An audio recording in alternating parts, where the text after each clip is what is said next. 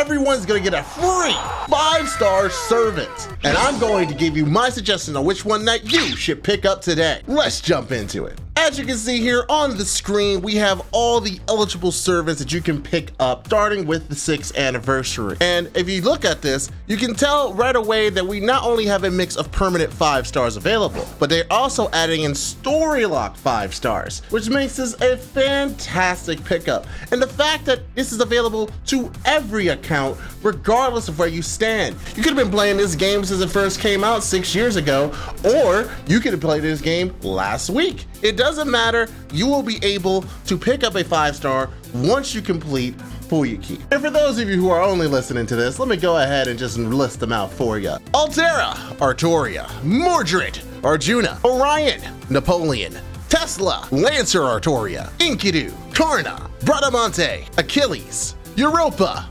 Ozymandias, Quetzalcoatl, Queen Meve, Francis Drake, Anastasia, Sun Sang, Scheherazade, Zhuge Liang, also known as Waver, Tamamo no Mai, Osaka Behime, Jack the Ripper, Old Man Li Shuwen, Vlad III, Kukulane Alter, Zhang Yu, Florence Nightingale, Jean d'Arc, Sitanai, and finally Ganesha, aka Jinako. These are the options that we have, and we have a lot of good ones, but there is one suggestion that I definitely think that you should go for, and that is Zhuge Liang. You may have seen what I thought about him on the caster tier list a while back, but I still stand that he is one of the best casters in this game. Especially if you're new, you're gonna definitely want a copy of him. The reason why he's one of the best casters in this game is not only is he a permanent caster, but all his skills at level 1 will give you the ability to give any one servant you want 50% Noble Phantasm gauge. As you can see here, these are fixed rates. So, like the 3rd skill, given 10% gauge. The 2nd skill, given 10% gauge. The 1st skill, a single target 30% gauge. You don't have to level this up right away, so the moment that you can level up Zhuge Liang to have all of his skills, you are now cooking with gas. His Noble Phantasm is very good at sustain. It can keep enemies at bay by reducing their Noble Phantasm gauge as well as reducing their defense. It even got buffed so that the curse chance and the defense that's reduced was increased. There's even a chance to stun in there. And with him being a Gear 1 servant, the mats for him are not too terrible. You're gonna need a lot of pages and void dust, that's true, but it's really not that bad, and you'll be able to level him up no problem. And that's just if you want to do it the hard way. You can definitely just choose him as one of the servants that you can level up all the way with that special ascension item. But let's say that you already have Waver, or you already have Caster Artoria, or you already have Scotty. You may feel like having Waver is a little bit of a downgrade. So what should you do in that case? Look at your account. No, seriously, pull up your Chaldea right now. You're gonna wanna look exactly at what you have available in your Chaldea, what servants you have, what servants you use. Because in this case, you're getting a free servant. And if you already have your husbando or your waifu, then you'll be a fool not to take this chance to pick any servant you want of the available options. So instead of just picking something random, I would say take a look at your account and see what you use. Let's say you love arts and you have Castoria, or you use a support Castoria, you want to be able to support that more? Then pick Tamamo. Tamamo is fantastic, and she is a Gear 1 servant. She's actually one of the few units that actually lowers your kill cooldown and can actually give you some health and increases your arts performance by 50%. So you add her in with a support caster Artoria, you got yourself a good time if you're an arch DPS. What if you just don't want casters? What if you don't want support casters, you want to have a damage dealer? Well, then I have another question.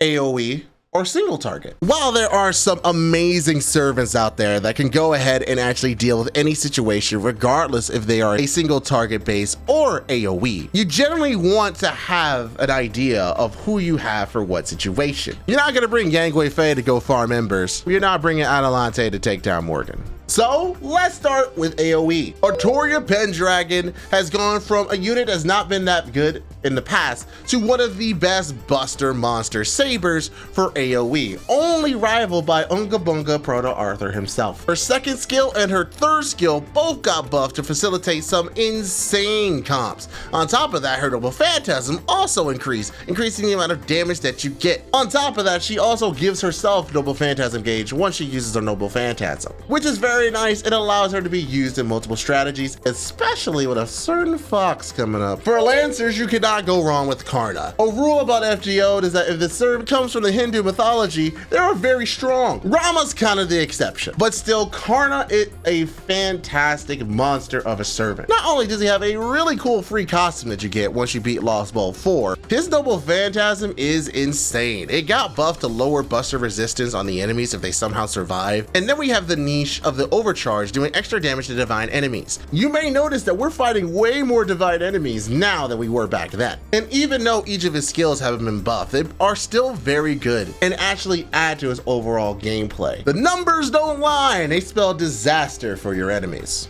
On the Rider's side, we have Francis Drake.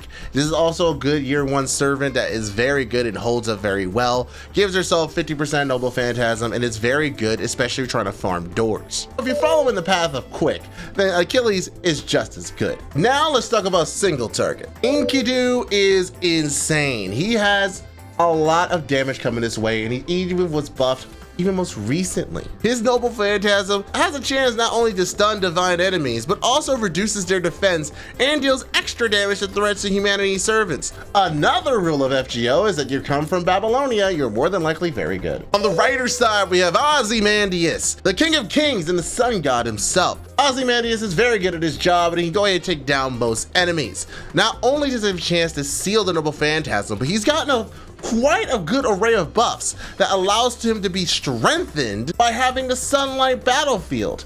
His Noble Phantasm gives it, while he has a buff on his skills that reacts if he has a Sunlight Battlefield. So a nice little loop that he takes care of for himself. On top of that, he now reduces his own skill cooldown. Remember I told you Tamamo did that.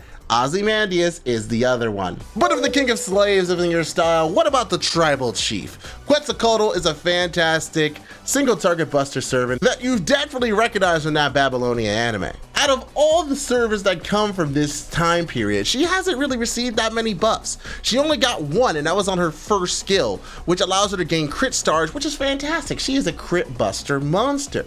So her neutral game is very good, her stats are amazing, and the damage on her Noble Phantasm is also very good. Applying a burn, and also if you time it, you can seal the Noble Phantasm for 1 turn. There's a lot of utility in using her, and like a lot of these year 1 servants, very easy to level up. Oh my god, those chains! Man, and Ozymandias ain't even better. Though at least thematically it makes sense. And then of course we have Old Man Li Shuwen. This guy is a monster, an arch single target machine. And if you don't have yourself King Hassan, you're definitely gonna wanna get this guy here. He is so very good.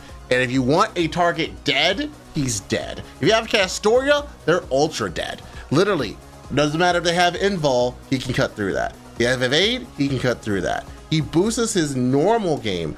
He boosts himself with crit stars. He boosts himself by giving himself a further attack increase on top of the attack increase. And just in case you try to debuff him, he has debuff immunity for a turn. Not only that, but his no second strike Noble Phantasm got buffed too. The damage and the chance to insta kill.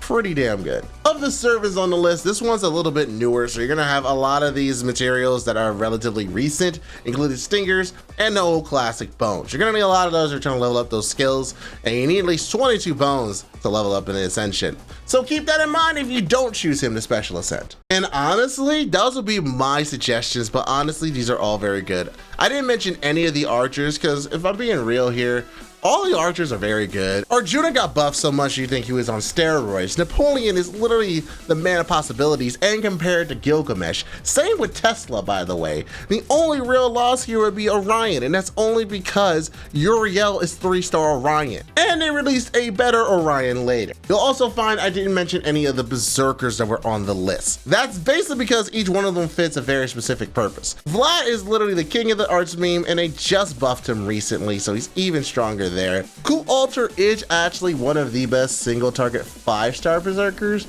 but the AoE berserkers are so strong, it's almost kind of a moot point. Zhang Yu is a great quick AoE berserker, but his role has been usurped twice in the time that he's been here. So if you put a gun to my head, I'd say Florence Nightingale. At the very least, she has a very unique buff in that she increases someone's damage to humanoid enemies, which is very rare and pretty much is every single enemy that you fight in the game, on top of having a very good buster buff. A buster buff that got buffed even more by adding crit stars and increasing critical damage on buster cards for 3 turns. Plus, this is the first time FGO tried a berserker support, so you actually have some chances to heal yourself if you really need that. And then we have the 3 extra servants, Sean Dark, Sitanai, and Ganesha. I'm not enthusiastic about any of these picks. I would only really pick them if you just like them for reasons, want them for reasons, or what have you. But seriously, do not pick Janako. Please don't pick Janako. Janako is literally the worst one in this list. If this video was titled, "What Servant Not to Pick," Janako will be on the thumbnail. Do not pick Janako. That is the worst option. Please don't do that.